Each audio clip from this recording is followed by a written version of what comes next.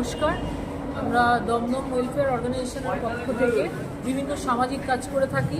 আমাদের একটাই উদ্দেশ্য, আমরা মানুষকে কিছু সাহায্যের হাত বাড়িয়ে দিই।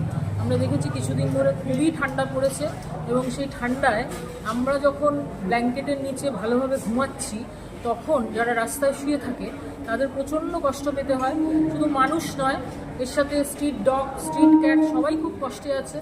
আমরা চেষ্টা করলাম, আজকে আমরা ইতিমধ্যে 100টা কম্বল দিয়েছি যারা একদমই প্রচণ্ডভাবে শীতে কষ্ট পাচ্ছে তাদেরকে, এবং আমরা আরও আগামী দিনে চেষ্টা করব এই ধরনের ভালো কিছু কাজ করার।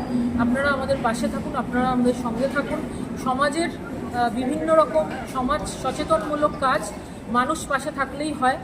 আমরা সবাই চেষ্টা যদি করি তাহলে আমরা কিছু এই ধরনের ভালো কাজ করতে পারবো।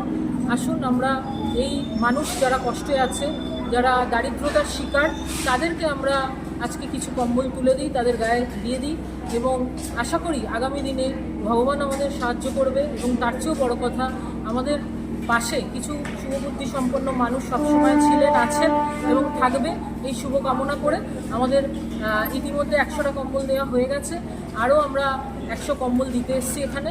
আজকে এখন রাত্রি 10টা বাজে, প্রচণ্ড ঠান্ডা পড়েছে। এই ঠান্ডায় আমরা চেষ্টা করছি যদি অল্প কিছু হলেও কিছু মানুষকে আমরা এই শীতের হাত থেকে বাঁচাতে পারি।